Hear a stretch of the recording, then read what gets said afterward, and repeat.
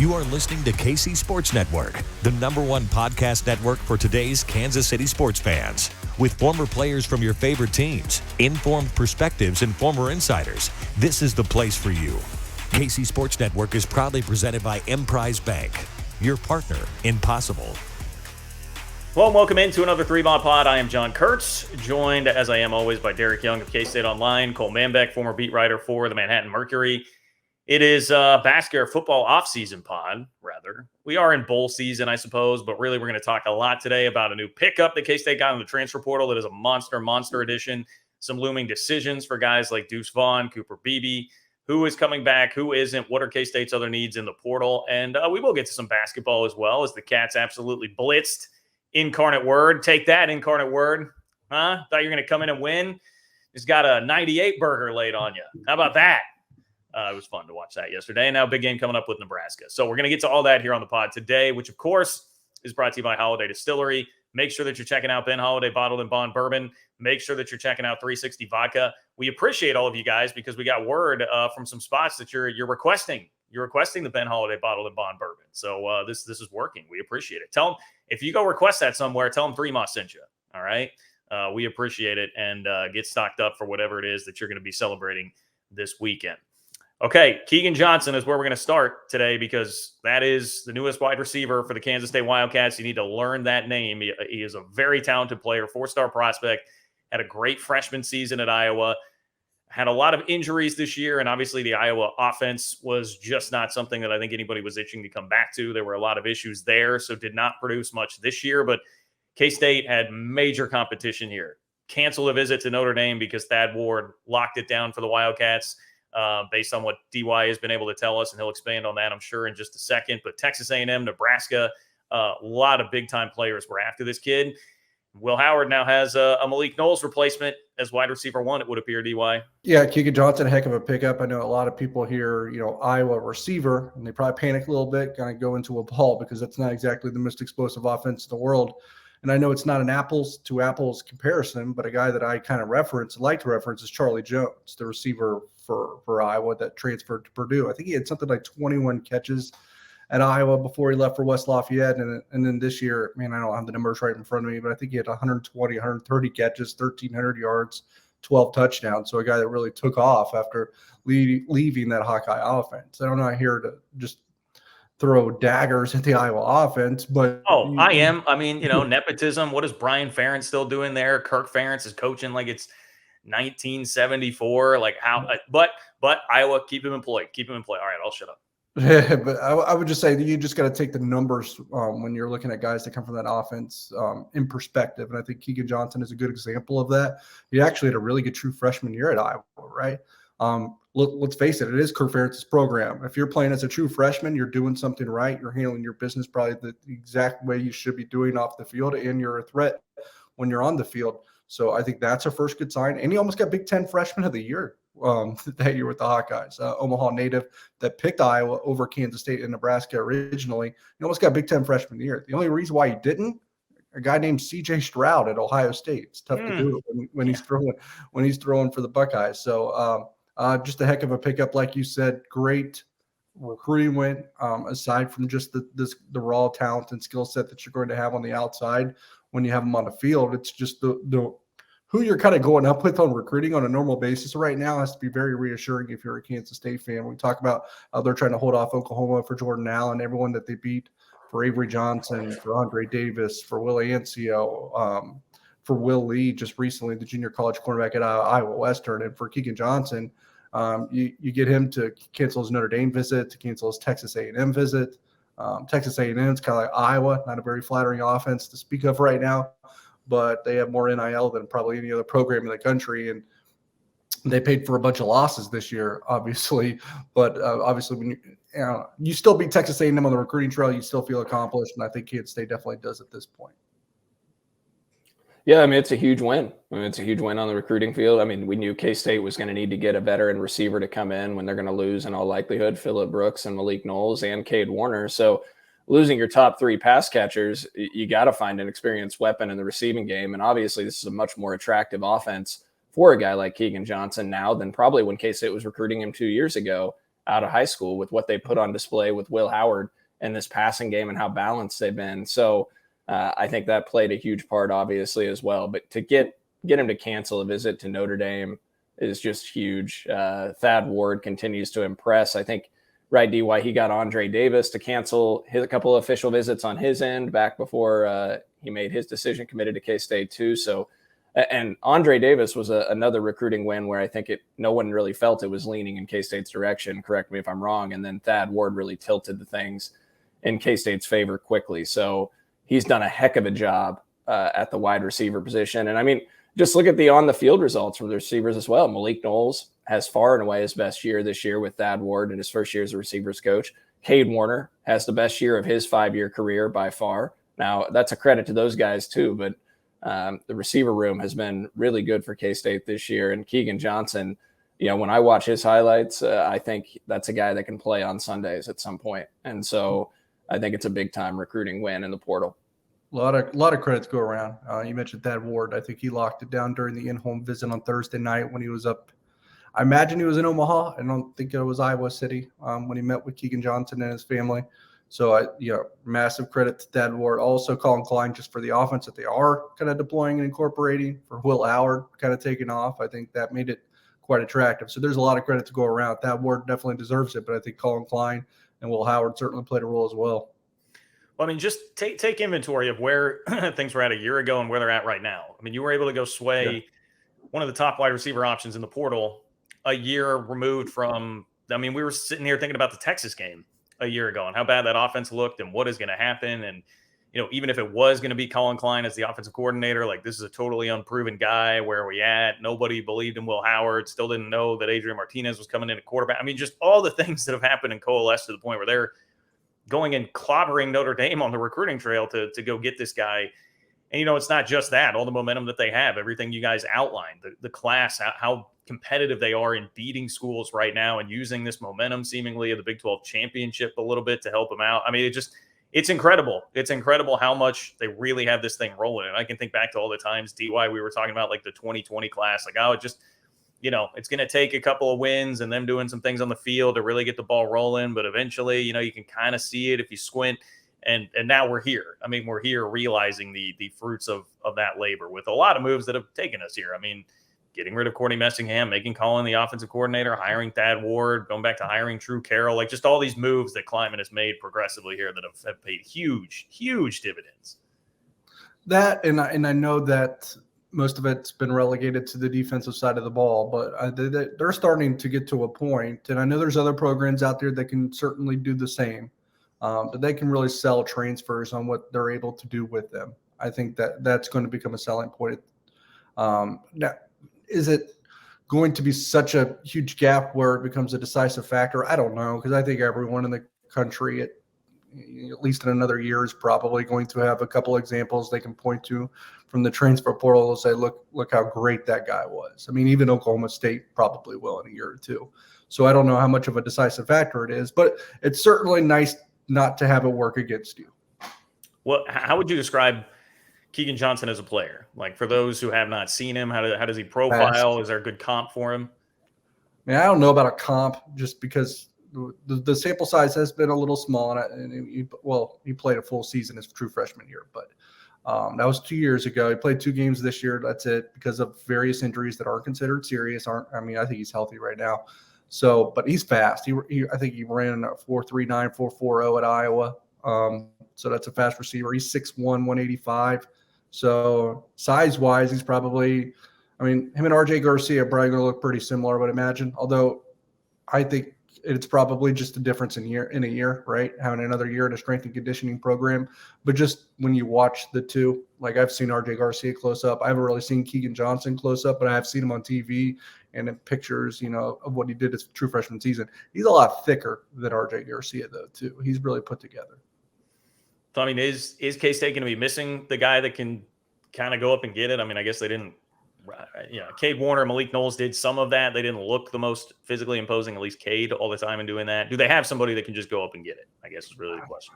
Like a jump ball artist, maybe not. But, there's plenty of programs. There's plenty of NFL teams that get by with a 6'1" receiver as wide receiver 1. I don't know that being 6'4" is necessarily a prerequisite for that. it would be nice to maybe have a weapon eventually. But I mean, Keagan Johnson, I think, can still be a vertical threat. Well, when you watch his highlights, I mean, he goes up and gets the football. Like, he high points it. There's a couple back shoulder throws in there. I was just really impressed with his physicality, to what DY said. He's not the biggest dude in the world, but he really, the runs after the catch, running through tackles, going up and getting the football in contested one-on-one coverage. I was really impressed with that. So it's a huge addition. And I think, John, the problem, they're not experienced yet.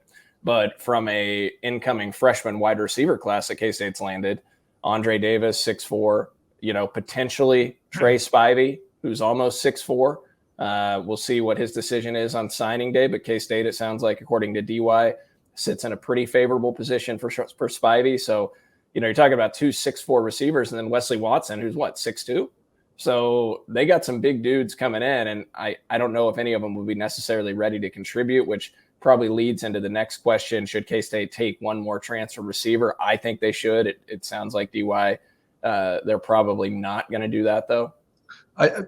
Look, here's the problem too. You have 4 high school receivers, or you may have 4 high school receivers committed at some point.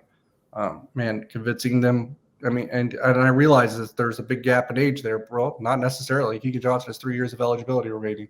You take 2 transfers, it's going to be hard to sign all 4 of those guys. So I think that comes into play as well here. So I do think you're probably only going to see 1 wide receiver transfer. I would be surprised if there's another. I think Wesley Watson is someone that can play early. Now, let's be honest too, and maybe things change year to year depending on what the situation is, who's on the roster. Maybe the offense evolves even more. But, I mean, they play 3 wide receivers on the field for the most part. It's still a good amount. I'm not saying it's not, but at the end of the day, they didn't play a lot of depth behind those 3. They worked the same 3 to not to the ground, but they worked the same 3 quite a bit. However, to answer the original question from John, talking about a vertical threat, the guy that can go up and get it, like Cole said, Keagan Johnson has certainly showcased that potential despite not being 6'4". And let's not forget RJ Garcia's touchdown. I know we're working on a very small sample size here, right, with RJ Garcia. That was his only touchdown of the season. But that was the kind of catch that you're referring to, his touchdown grab. He caught it in traffic down the field and high point of the football. Yeah, I want to touch on RJ Garcia because thinking about the receiving core as a whole, I'm with Cole. Like, my initial thought was, well, they probably need to go get 2. But I understand they're killing it right now on the high school recruiting trail at receiver. So I get it. I understand why you wouldn't be able to necessarily do that. Another part of that, I think, is that they're really counting on RJ Garcia being a stud, being a good player. And I know we heard some of that buzz in fall camp and then just didn't. I mean, he just didn't flash. He didn't flash at all when he was out on the field this year, which we heard about injuries throughout the season until we get into the Big 12 championship game and he makes that massive catch on a great play in the end zone. And Will clearly had the confidence to throw it up to him there. So it would seem to believe, it would lead me to believe anyway, that Will certainly believes in him. So how do they feel right now about RJ Garcia? And are they pretty comfortable with that? If it's going to be Keagan Johnson, RJ Garcia, and whoever the third receiver is, they're comfortable with that. I certainly think so. Look, RJ Garcia was kind of, I think he got the injury bug, kind of got him early in the year. So, and then Cade Warner, really things materialized for Cade Warner, and they didn't want to upset the apple cart, really. And I can kind of understand that and understand that viewpoint. I think what they felt about RJ Garcia, what they said about RJ Garcia all last offseason still applies today. And he didn't flash, but he didn't have a lot of chances to flash either. I think this isn't really coming from the coaches. They're going to leave that thing up for probably,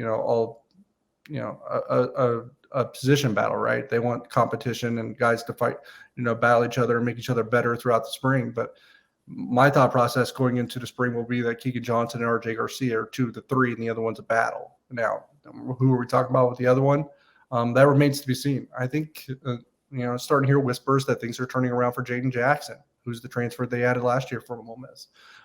I mentioned, I think Wesley Watson can be a guy that can challenge and do things. Now he's got to heal up a little bit, and from all indications, seeing the pictures of in-home visits and whatever, it seems like that leg is healing pretty quickly. So that's a good sign. But I think he's someone that just has the skill set and is not as raw as the others. That can probably play pretty quickly. and we'll see what goes from there. I think Sterling Lockett, look, he's really starting to turn it on. I don't know that next season is too soon. It could be. I think he needs to work on strength probably a little bit still, because he is on the lighter version, and working off the line of scrimmage will probably be where he has to separate himself a little bit more before he sees the field. But I mean, don't count that. I mean, I was the knucklehead, right? That, did what everyone always does when they see, a Lockett high school prospect. I was like, I don't know if I see it.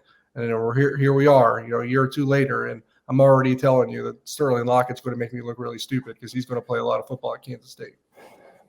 I think it's kind of telling, DY, that he was in full uniform at the Big 12 championship, Sterling Lockett. Yeah, well, he traveled, I believe, for the final 2 games of the year. Yeah, no, he was in Waco. Yeah. I mean, you have to treat that as like a road game, the Big 12 championship. And so it's interesting to see all the guys on the sideline who are not in pads versus who is in uniform. I saw John Pastore, some other guys that we know that they're high on as a staff that are true freshmen. And so and Sterling Lockett looks considerably bigger and stronger than he did when he came in, obviously. And look, I questioned it too. When you watch Sterling Lockett's high school highlights, it just didn't look what you would expect. But to be fair, the Lockett family has often been late bloomers. Tyler Lockett wasn't the most physically imposing guy in the world when he came to K-State, and was a stud from his freshman year on. Now, I don't think it's fair for anyone to put that expectation on Sterling, obviously, but it certainly looks like he can be a quality receiver for K-State. And as we think about, John, to your question about going up and getting it too, one guy that we haven't mentioned, but obviously we know is a heck of a player now, is Ben Sinnott. I mean, the emergence of Sinnott at the tight end position, you apologized to Will Howard on our podcast last week.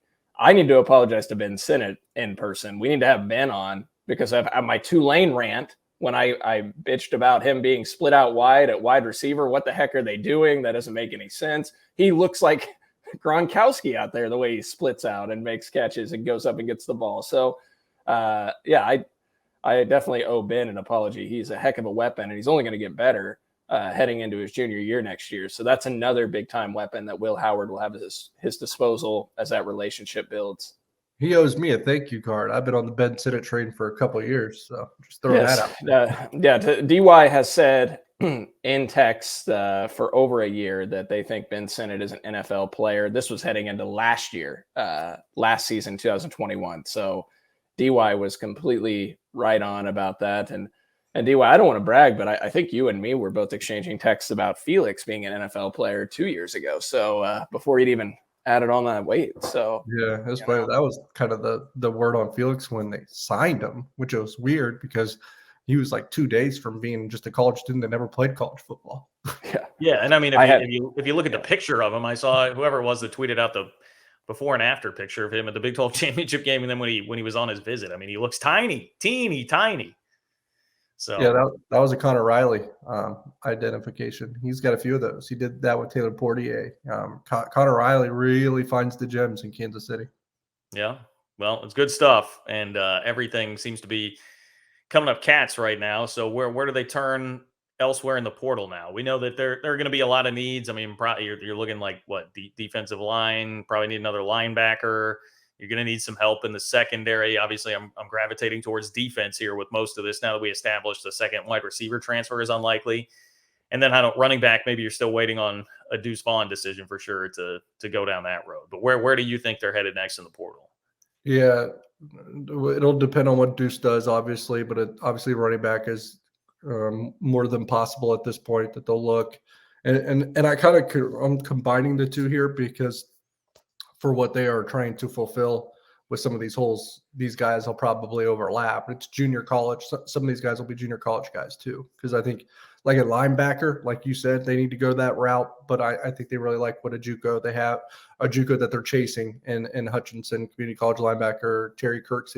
I think he'll be visiting Kansas State soon, but a little bit of a time conflict. He's got a national championship game on Wednesday night.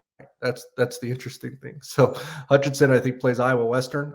Two of my favorite junior college programs. Those are two that do it right. Really good coaching staffs. Kansas State also has a corner from Iowa Western already committed and will leave. So I don't know if that game's televised, but it'll be pretty relevant to Kansas State if it is. The Junior College National Championship between Hutchinson and Iowa Western. A nose guard makes a lot of sense. You're going to lose both Eli Huggins and Robert Hentz. Now, I think Uso Sayamalo and Damian Ilalio both have bright futures.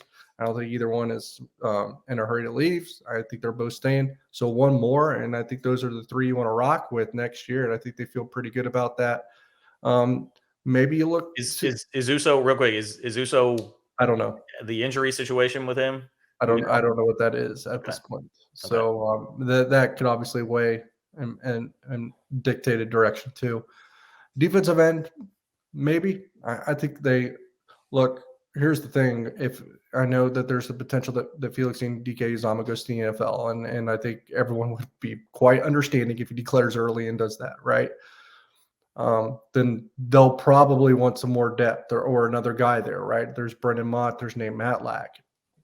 And then you got guys that you're still trying to develop at that point. Yes, I think then they go out and look for something, but they might not have to look too far. Don't be surprised if, there's they go just Khalid Duke, put him back there. I think that could be an easy solution. Then you go get another linebacker or something like that. So I think that's potential. I think you're going to need probably some back end help in the secondary, just because you always want as many secondary guys as you can get. When you play college football, NFL football now, so many teams pass the heck out of the ball. The more secondary depth that you can have, the better. Look, they're going to have Jacob Parrish. Is Keenan Garber a guy that they're going to be able to count on moving forward? That's probably part of the calculus now too. Maybe take some heat off your pressure of needing your corner. But more than anything, they could address corner. I don't know if they will, but they have to address safety. I think they feel good about obviously Kobe Savage once he gets healthy, VJ Payne with the year that he just had as a true freshman. But you're losing a lot of guys. You're losing Sincere Mason. You're losing Drake Cheatham. TJ Smith just entered the transfer portal, and I think and you're losing Josh Hayes. Hayes. Yeah, you're going to need more safety help. Are there any names that you're comfortable with? Are we too early in that stage in that process? Guys that they would be chasing. Probably a hair too early. I think we've seen that they've offered AJ Halsey, a safety out of New Mexico, who's very established, had a really good I think he's just played a freshman season.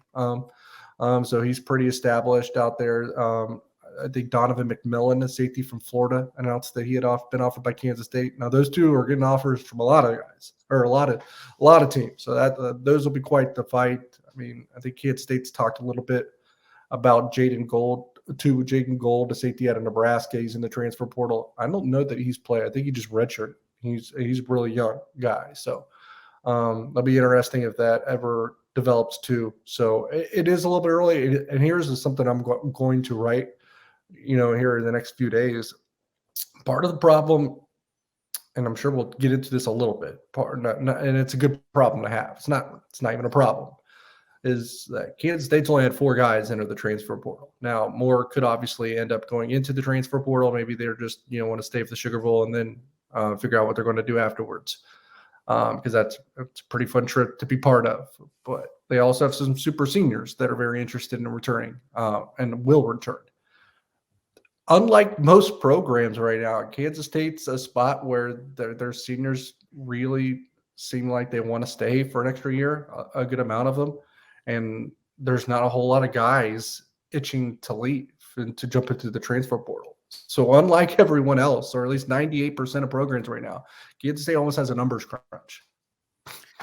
Which is interesting, very interesting. And you don't think about that being a problem here at this point, a problem numbers-wise when we say problem numbers. Reflection of culture. That would be a reflection of culture. Yes, I mean, total opposite. Again, think of how far we've come. 2 years ago, it was like 19 guys that left off of the 2020 team, and it all happened really quickly. After the season, it's just wild how good of a job that they have done as far as all that is concerned. But look, everyone also is going to want to know about the seniors particularly, or the guys that have a chance to go to the NFL draft. Felix, Deuce, Cooper Beebe, where do you think things stand? Let's start with the high profile decisions there. Yeah, I think there's a good chance that Cooper Beebe comes back. And I'm not going to speak for these guys, so don't count it as me reporting it if you are listening to this, because I'm not trying to steal anyone's thunder, just answering the question, really. and where we're headed. I don't think any of them have 100% made a decision, at least not with a ton of, the most conviction that they need to really establish that they've decided. So this is probably where everything is leaning, is what I would say. And as with college kids, these things can change in a hurry. Circumstances can change in a hurry. And if you think about what I just said about guys not really wanting to leave and everything like that, I do want to hit the pause button a little bit, and I make sure not to go all in on what I am saying, even when I'm writing for our site, at K-State Online, just because some of this is, I think, attached a little bit maybe to what I would call a Big 12 championship glow, where you still have those emotions and feelings of that kind of accomplishment with what I have come to know is these guys are all each other's best friends. And when you have that, that can play a part, and then maybe a few weeks that wears off a little bit, right? And then you realize maybe I shouldn't stay, or maybe I should enter the transfer portal. So I would urge people to not rush to conclusions on even anything that I'm about to say, even though I'm going to say where things are leaning. Like Cooper Beebe probably leaning towards a return is what I would say. I think there's a good chance he's back.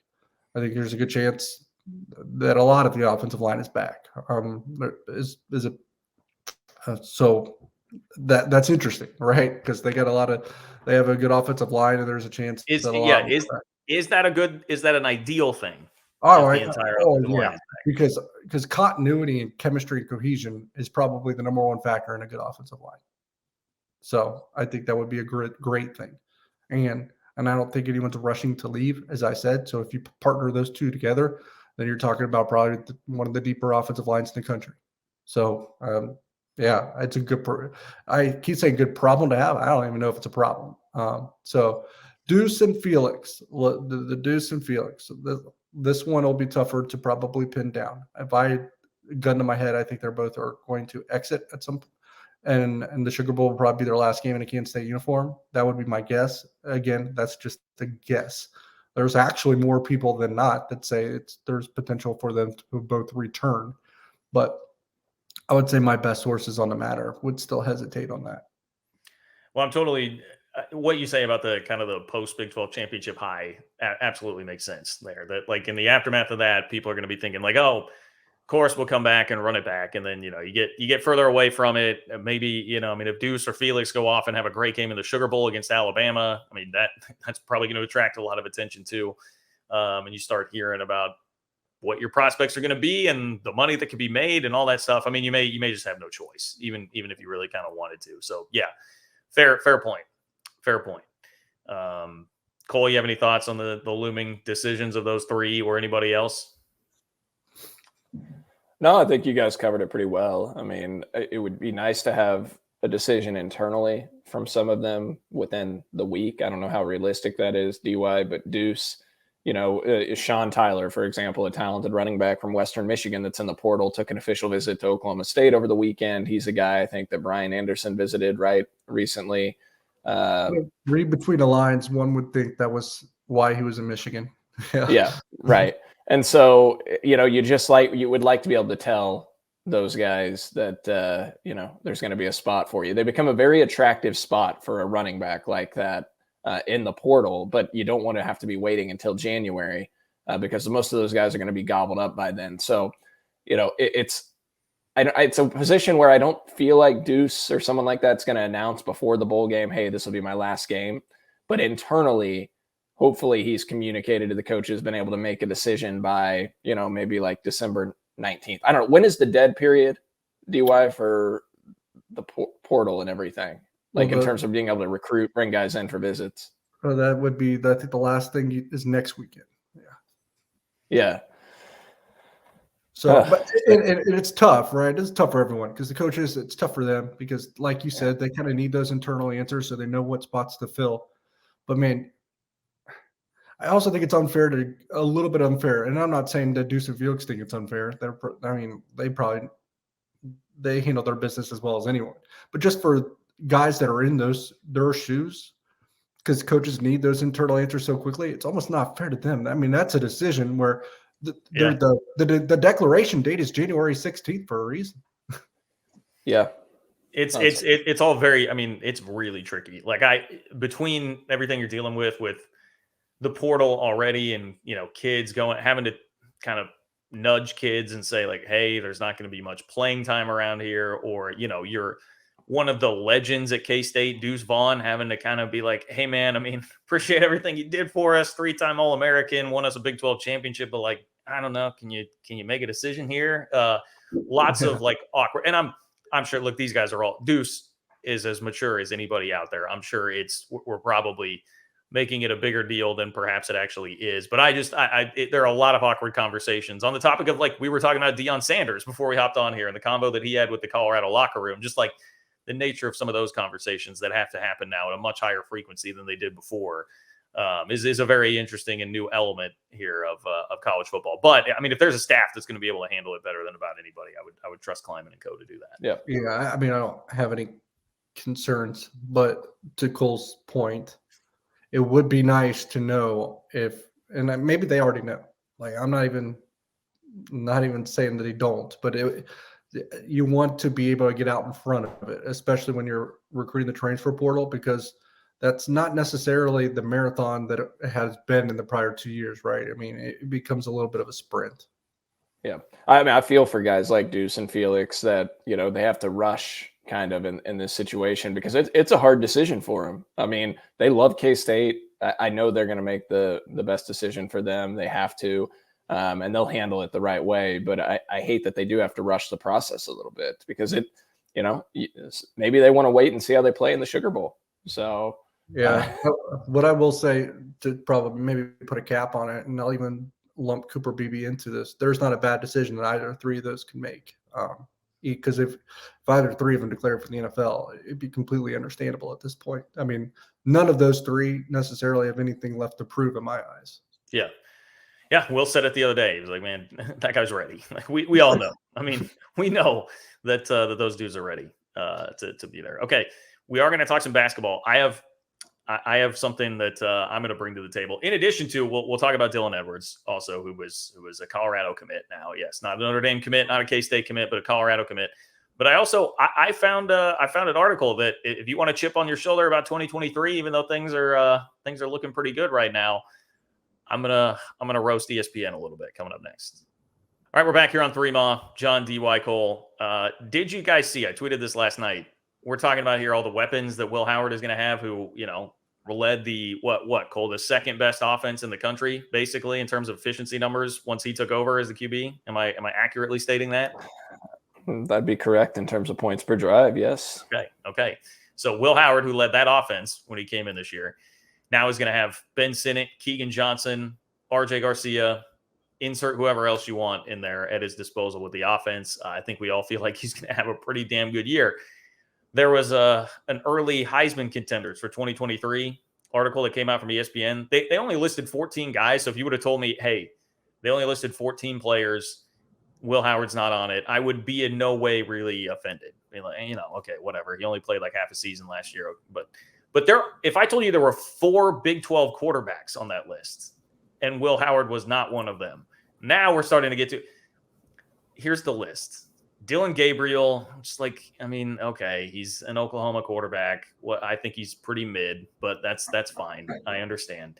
Then beyond that, Arch Manning, which, Quinn Ewers sucks. So I guess I can understand that. And all the hype surrounding him. But then we go to, and look, I love Texas Tech. Love those guys. But Tyler Shuck was one of your 14 way too early Heisman contenders for next year. Like, what are we doing with that? That's stunning to me, especially the Tyler Shuck one. Although, didn't Jake Rubley have odds last year at one point? Not that he was not top 14, but yes, yeah. I mean, fair, but that's vague. I don't. Yeah, no, I know. Here and the Arch Manning one, like, I think that's also them just trying to steal money from people. I forgot about the worst one. Perhaps Chandler Morris. Chandler Morris made their list. Well, I mean, look what that The guy who offense got did. beat out by Max Duggan this year. Well, he didn't get beat out. He got Wally Pitt. Oh, so- no, Well, John, okay, Wally Pitt. he'd beaten out the Heisman finalist Max Duggan for the job, so he Okay. must be even better. Just I would Okay. say look at what that offense did for Max Duggan. So I could maybe now he shouldn't be in the top 14 of a Heisman list, but I would listen to someone try to make a case for Chandler Morris to be a really good quarterback next year, but just based on what that offense did for Max Duggan. I actually think Arch Manning is probably the stupider one at this point, and I know that maybe you guys would disagree, but here's the thing with the Arch Manning. I think that's just someone trying to steal money from someone. You put Arch Manning out there because there's going to be people that bet it just because it's Arch Manning when it really has no chance. I think from all indications, and probably they're okay with this considering who the family is. I think they're coming in with the thought they are going to redshirt that first year and are completely okay with it. And I do think that there's Did they watch Quinn Ewers play in Stillwater? Or I would think there's probably enough money in people that are invested in Quinn Ewers where they probably don't have another choice. And Quinn Ewers is going to get better. There's a lot of talent there. I think he's going to get better. But I also wonder what happens to Texas as a team. And I assume they have another good running back, but he's not going to be as good as Bijan Robinson. No, not going to be that guy. I mean, I think all the names on that list are done. So I don't think any of those four. Yeah, I don't think any of those four should have Heisman. I mean, Caleb Williams is coming back, right? So. Well, I mean, sure, but they had them lumped into categories like comeback stories, and I don't know, there were like 4 different categories. But it's like one of them was like second half of the season resurgence or something like that. It was a category that was like seemed made for Will Howard. All right, so you have top contenders, and by the way, Chandler Morris was in the top contenders with Caleb Williams and Drake May. And then you have that's the most faulty one then. Yeah, you have up and comers Arch Manning, Kyle McCord, DY. I assume you can tell me something about Kyle McCord. It might as well just say Ohio State QB because they're just going to get the numbers. Yeah. Then Cade Klubnik, momentum players. That's what it was. Momentum players. And Cade Klubnik. I mean, if you're really down on Quinn Ewers, you got to be down on Cade Klubnik just the same, right? Well, I'm down on him more just because of I think Dabo and Clemson have lost a step. Michael Penix is coming back from Washington, right? Yeah. So then you have momentum players, and they have Jordan Travis, Michael Penix, and Tyler Shuck. Oh, that where's the momentum players for? Why wouldn't Penix be at the top of the list? I would say Penix is kind of top 3 going into the season. Yeah. Well, that's a bizarre article. But speaking of Will Howard, I was curious for your guys' thoughts on this. I mean, if those of you listening haven't heard the pod we did with Will Howard as our guest last week, he was fantastic. But what were some of your guys' biggest takeaways from what he said? I just really appreciated his honesty and how transparent he was. I thought he revealed some things that maybe I didn't really expect going to that interview. I thought he was really impressive. It was a little bit of the stuff, maybe a little bit greater detail, but that we had heard, and just, because he gets asked the same question a lot at this point, just because of what his journey has been. So the questions make sense. So I think it's been a little bit, it was greater detail, but it was still, I think it still hit the high points we had heard in media settings, before on Tuesdays or after games, just about his story, the adversity that he came through. I think the one statement, which when I kind of listen back, I got a chuckle out of. It's like him kind of saying, I didn't want to like him, right? I didn't want to like him. I kind of wanted to, because they brought him in to take my job, so to speak. And he's like, I didn't want to like him, but I couldn't help it because he was so dang cool. So the camaraderie of the quarterback room, I think, is something that helped this year quite a bit. Obviously, it helped Will Howard. I think probably helped Adrian Martinez as well. And then hearing him like kind of light up, he's like, absolutely, he's going to try to recruit the rest of the roster to kind of stay intact because he knows the climate of the transfer portal and even guys that could exit early. But I did think it was, and Kurtz, you touched on this. I'm kind of rambling here, but when it came to Deuce, he's like, it didn't sound like he was going to recruit that one. He's like, he's ready. Like the guys that might have an NFL future, if they want to go, they can go. But in terms of the transfer portal, I think he wanted to almost kind of be the stopgap to stop people from doing that.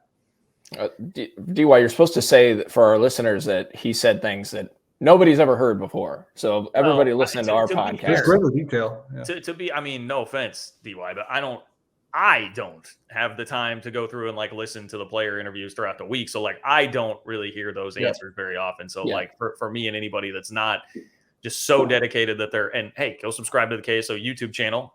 You can see them there every week anyway, if you really want to, but I don't think most people are.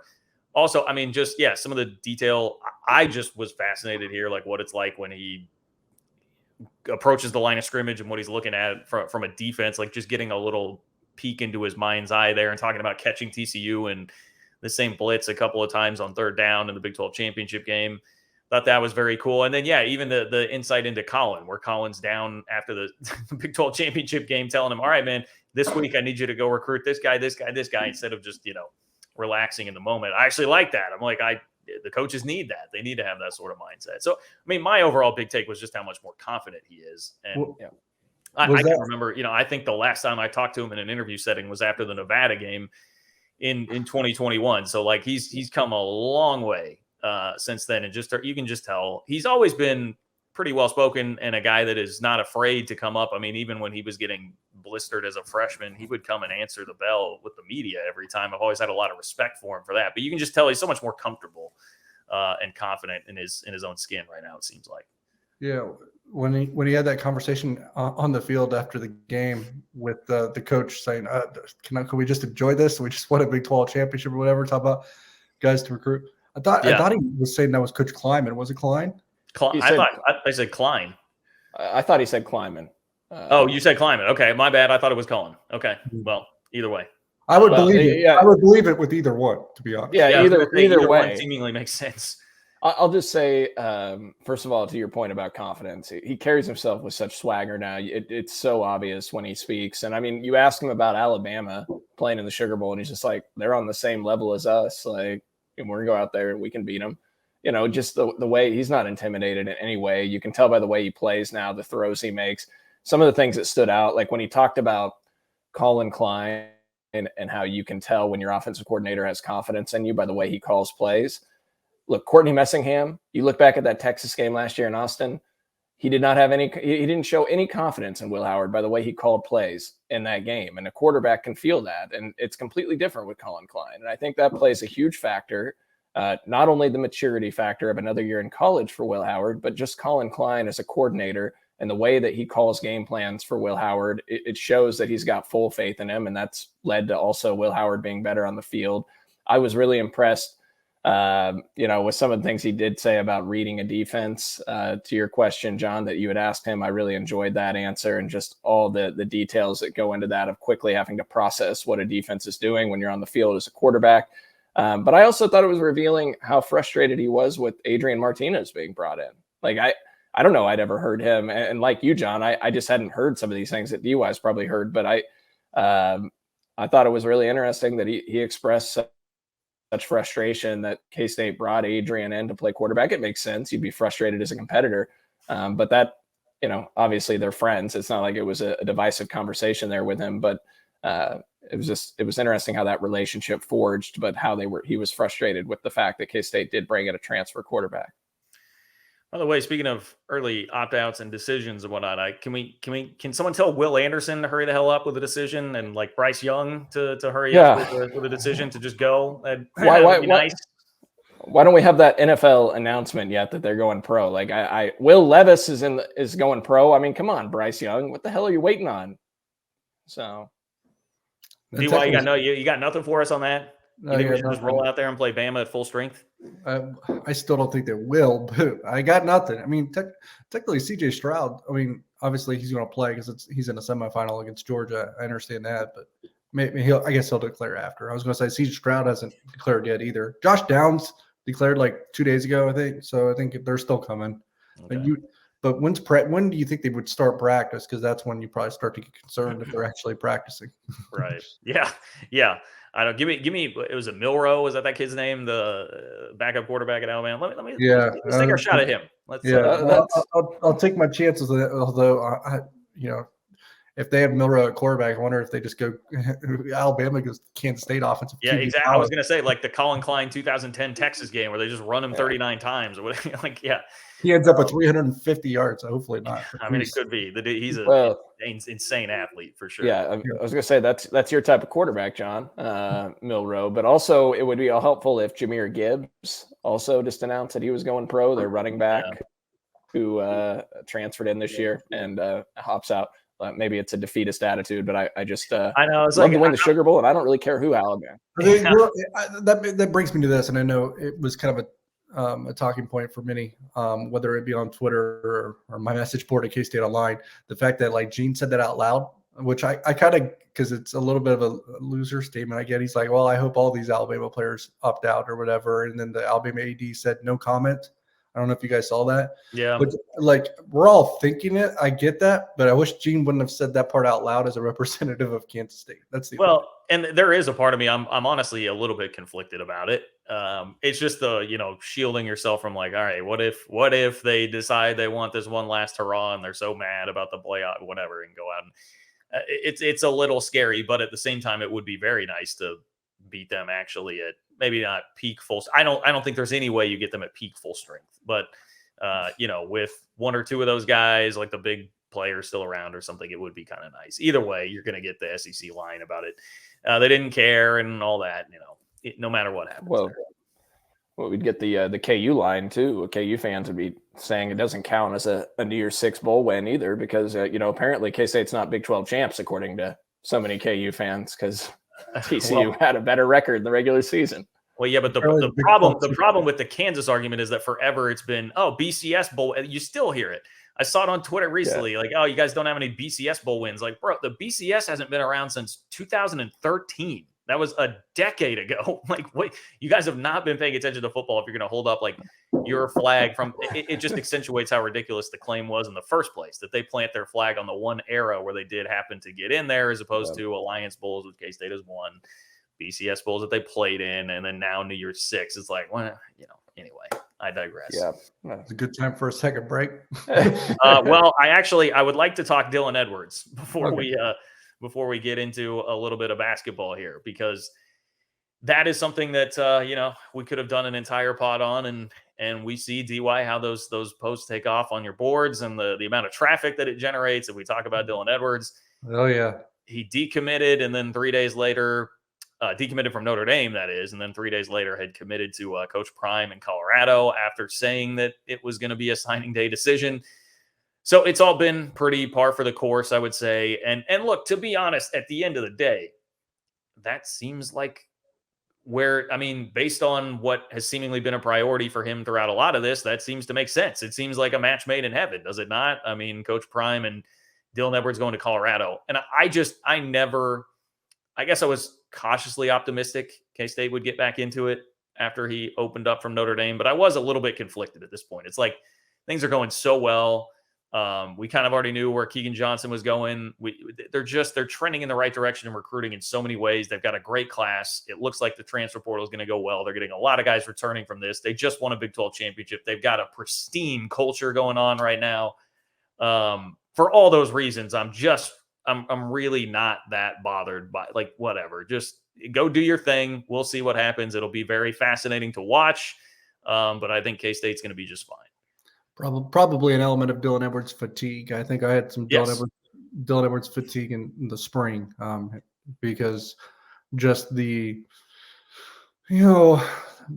way his recruitment unfolded, there's just feels like, I don't want to call it a soap opera, though maybe there's some accuracy to that. But I've never seen, I wouldn't say never, because there's always a few of a year, I guess. But man, there's constant reporting about his recruitment because there's always news about his recruitment. So no one's, in terms of just a quantity of recruiting related events and stories that need to be covered, he's hit a maximum number. That is for sure. So there is some fatigue that is incorporated with it. You never want to really say no to a guy that's as talented as he is. I've said it before. I think he's the best home run hitter in the country when it comes to 2023 prospects. And because of that, I think it's always going to be hard to say no. even between now and that, today's December 12th, he's been committed to Colorado for 2 days, I believe. If he were to change his mind and want to flip again and pick K-State, which I don't know that it would still be all that shocking if that were to occur. I don't know that Kansas State could say no, because he is that good. That's the Dylan Edwards dilemma a little bit when it comes down to it. At the end of the day, though, we're talking about him decommitting from Notre Dame. I don't know if you guys remember, but when he made the flip to Notre Dame, I think I was on this podcast and I said I don't think he signs with Notre Dame. So I can't say I'm too shocked. And I'm surprised that Notre Dame's a little bit stunned. I think if they knew any better, they knew not to be stunned. I'm not stunned that he said you can find out my decision on signing day, and then 2 days later pick Colorado and be in Boulder on a visit and hanging out with Deion Sanders. I just think that those things were all pretty predictable at the end of the day when it comes to Dylan Edwards. I mean, your past is your product, and I think we know what he is at this point. Yeah, I don't have a ton to add to that other than, culture is really important, obviously, to Kansas State and Chris Kleiman. And we saw when things went south in 2020 with the culture in the program, Chris Kleiman had to fix it and they had to get some guys out of the locker room and, just plays such an important aspect that I'm fine if Dylan Edwards doesn't come. I'm not saying like it'd be a cultural issue, but, I don't know, just the way this recruitment's been handled. I think there's some outside factors that aren't even Dylan Edwards that may be more problematic. And you just get in a situation with the days of the portal and NIL. Like if Dylan Edwards didn't play enough, there's some family members that may get involved and complaining, parents way too involved nowadays. And if he played a lot and had great numbers, very good chance entering the portal, going out to bid every year. So there's a dynamic there at play, and I'm fine that Dylan Edwards, best of luck to him at Colorado. We'll see if that sticks. I mean, who knows? Kids get caught up in the emotion of offers and visits, and maybe as a few days dwindle away, he wants to talk to the K-State coaches again. I trust the K-State coaches. They know how big the locker room environment is. I trust them to make the right decision. So whatever they think is best, I'm okay with what they do there. If that means Dylan Edwards, they go hard after him over the next week and they get him, then I'm fine with it. If they don't think it's the right fit or if they don't even have that option, that's fine too. I agree with you. I think ultimately trust in the coaching staff to know which way to go is fine. And I would just, if it were me, if he comes back and like reconsiders and says like, hey, then like, I'm certainly not going to turn him away because again, I'm just not in the business of turning away a guy that talented. But at this point, I don't think I'm, with everything else out there on the table and other transfers you need to go, I don't know that I would be devoting a ton of time and resources to it. I don't think that they will. At least I think it would, if it or something that happened, I think it would be like, oh, it fell in our lap kind of thing. Yeah. And at this point, 9 days left, even I don't think Dylan Edwards is capable of that. Of just coming back is what you're saying? Yeah, I don't see him making a commitment that lasts 11 days. That would even shock me. Okay. There you have it. That's going to drive the listens up, the views and the listens up on this pod. Just make sure. Okay. I do want to point out that was the joke I made. It's totally true. I mean, Dylan Edwards drives more traffic than a coaching search. Yeah, no, I mean, for real, when you saw it on that thread on the board, just like right away, I was like, man, people apparently the fatigue is not out there for everybody. No, that thing was 5 pages, like 10,000 views in like 20 minutes. Yeah. Yeah. Okay. One final break. We'll come back, talk a little hoops, and wrap things up next. All right. Back here on Fremont, John Cole, Derek, all with you. Hoops just clobbered Incarnate Word. Was it 98-50? That was the final score. 98-50. I mean, I was a little disappointed that they didn't hit 100, but hey, 98 points, I'll take it. And I don't, it's felt like this team's been in a bit of a rut for a couple of weeks, like kind of post LSU, that maybe they had hit a bit of a wall. David Gasson, the way that he's been playing, maybe gives you some hope that they're coming out of that. And they probably need to with this Nebraska game coming up in Kansas City, because the Huskers have beaten Creighton and got screwed, maybe should have beaten Purdue as a top 5 team. So Nebraska's playing some good hoops, which seems like a very weird thing to say right now. But, happy to see him go take care of business against Incarnate Word. Hard to know how much to take from that right now, but I think what I'm looking for at this point, we kind of know what Marquise Noel and Keontae Johnson are going to be. It's all the other pieces. How consistent is Naquan Tomlin going to be? Is David Gasson really going to continue to play like this, or is this just a little, blip on the radar screen? Those are the kind of things that I think really matter for this team right now. Yeah, for one, I think Nebraska's going to be a good test, and the Huskers are really. It wasn't just the Purdue and Creighton game, although those are the two that stand out. Obviously, they've played a tougher schedule than Kansas State up to this point. They've played a lot of high major teams. I think they also beat Florida State and Boston College, both comfortably. I know before that they lost 3 games, I want to say, and one of them was to Memphis. So it was kind of a topsy-turvy year. And all of a sudden, when they got Derek Walker, who's their best player, a guy that really takes off for them, they kind of flipped the script and they took Purdue. And Purdue was probably, by far the number 1 team in the country this year, at least by performance and who they have beaten. I know they whipped Gonzaga. I think they have a win over Duke, I want to say, too. Maybe I got that wrong. They have someone over else. And then, Nebraska takes them to overtime. They handle Creighton and Omaha. The Huskers are going to be a challenge. But in terms of, you're right, it's probably how comfortable are you with the rest of the pieces outside of Marquise Noel and Keontae Johnson at this point? Those 2 are good enough where they can carry you though. So I still have confidence and comfort in a comfort level that Kansas State is competitive enough to play in the NCAA tournament just because of those 2. When you have guys that good, 2 guys that good, you usually can make it, play some really relevant and important postseason basketball. So I still expect that from Kansas State, but it is going to come down to the rest of the supporting cast. It doesn't have to be all of them every night, but it has to be a few of them every night. Desi Sills, Coach Tang says he feels like he's on the brink of maybe the spurt that they've received in recent weeks from David Gasson. That would be a huge lift. And I don't think it's impossible. He's right. We have to remember that Desi Sills, what's he been in Kansas State for 3 months? He has not been here for a long time.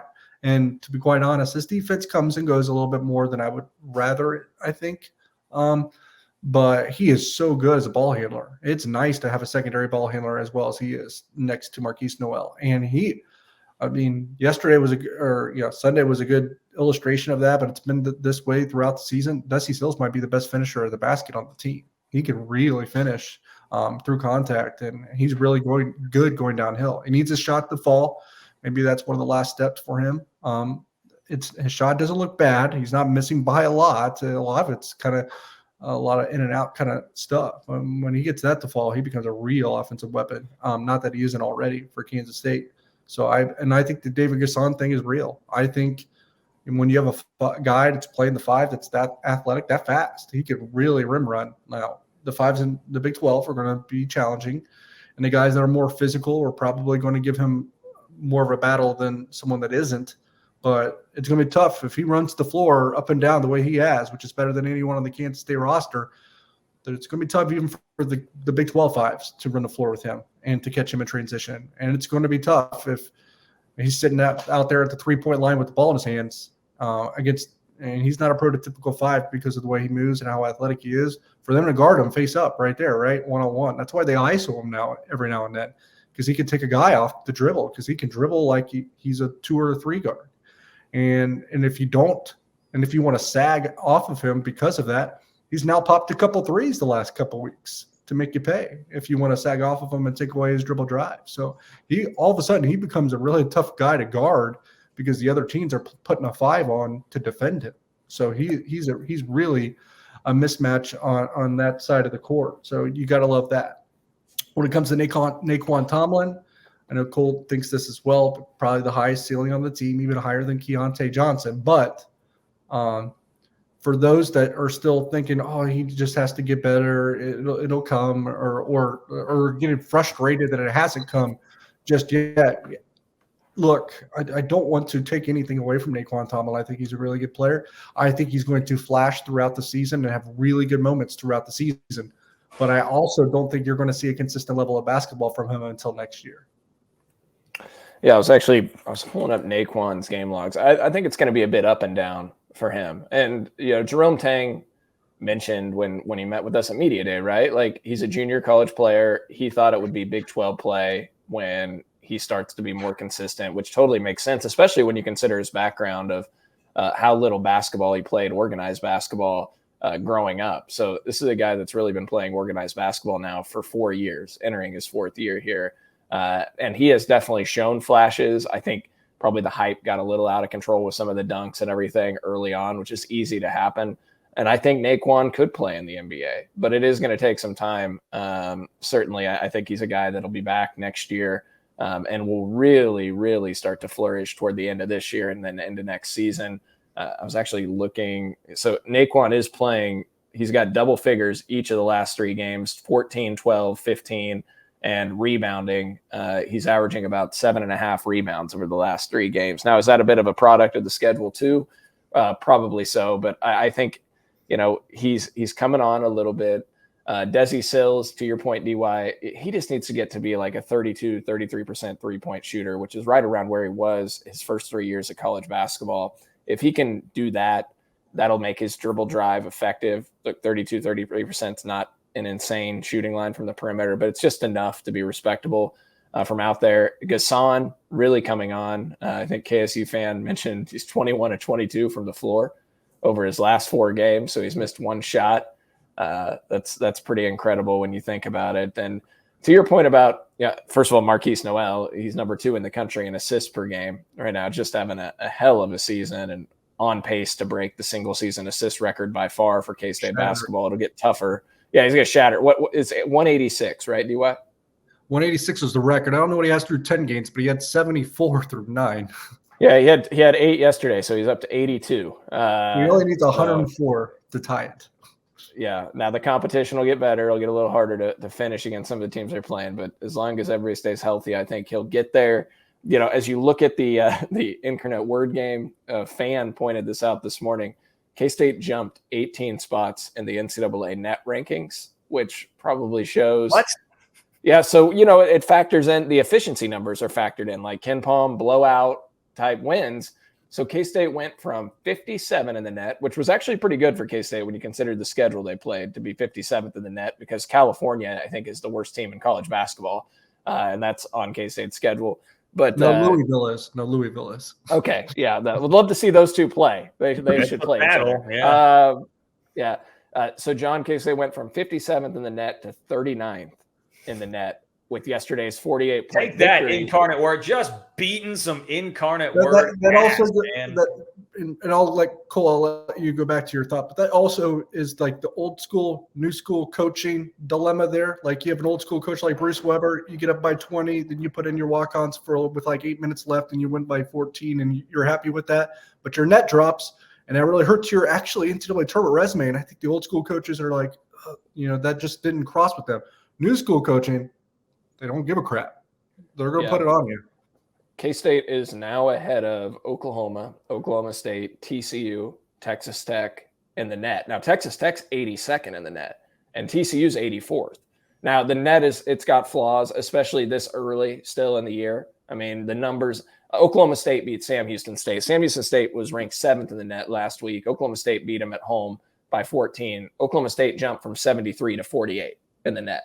All right, so you can make big jumps right now. Make big drops too, right? You can, yes. Now, Nebraska is 75th in the net, so that'll be a quad 2 type win for K-State potentially if they're able to get it. And to DY's point, this is a Nebraska team that don't be fooled by their 6-5 record.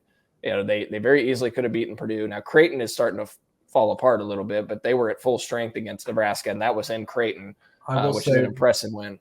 I will say with Creighton, you have to watch because all those teams, it's kind of like that Maui hangover. All those teams that played in Maui are struggling right now. Yeah, except Arizona had a real struggle game coming out of there. It's the Cole.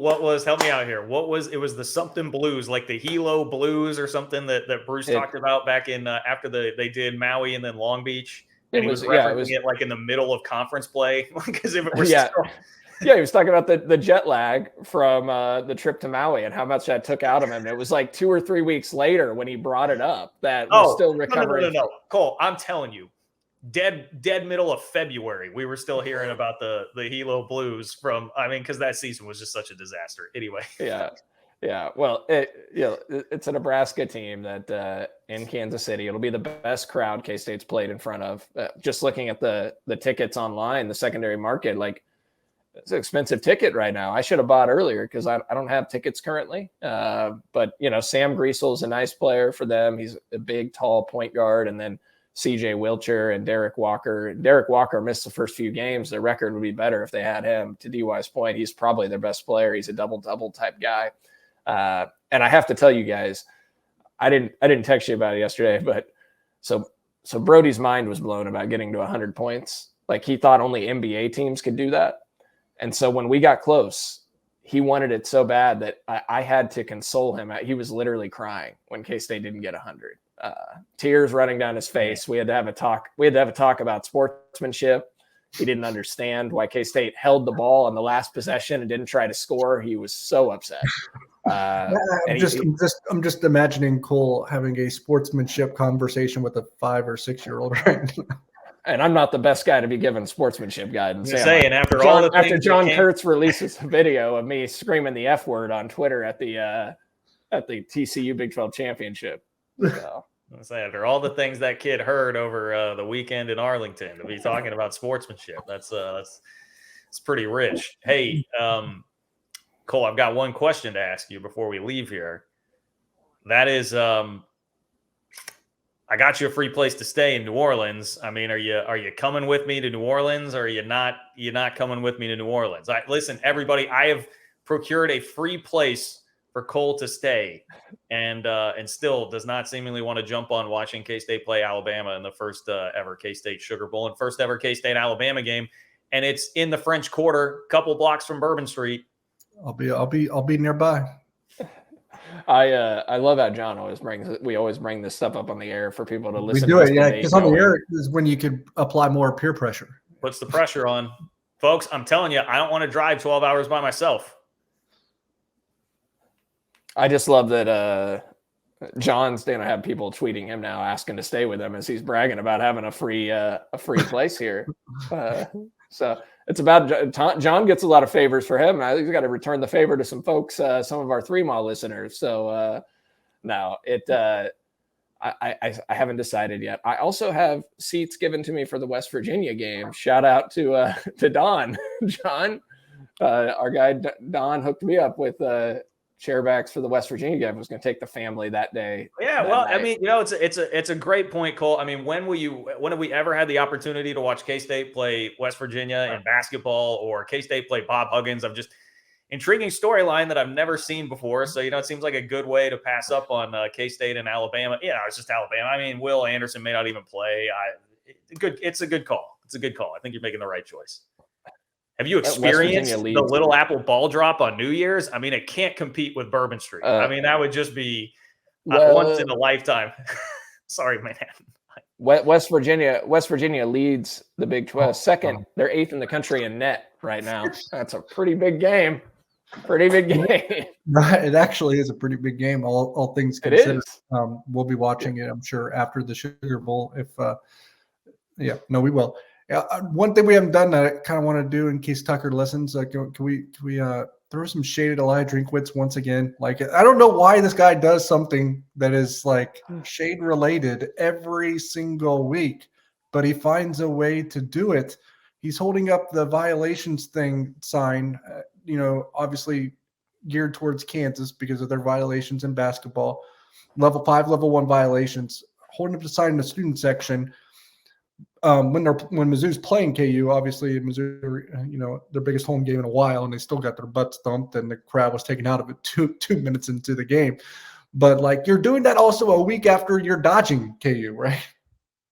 Well, can I tell you, I have a real frustration about that, because I saw that line and I was like, I cannot believe that. And I don't bet. I mean, the only bet I made, you guys heard, I took the free sign-up bonus, put it on K-State over 6.5, and then put all that on the money line for the Big 12 championship game. Well, so I had this bright idea. I was like, oh, I could go use one of the other apps and just take their sign-up bonus and throw that all on Kansas to cover. But when I did it, I filled out with my actual address, which was in Missouri. And so it was like telling me I couldn't do it. And then I was trying to and I was doing all this at like 4:05. And basically I just ran out of time. So I didn't get it in. And I was not a man enough to just put my own actual money on it in FanDuel. So anyway, I was really mad at that. Here's the thing with Drinkwitz.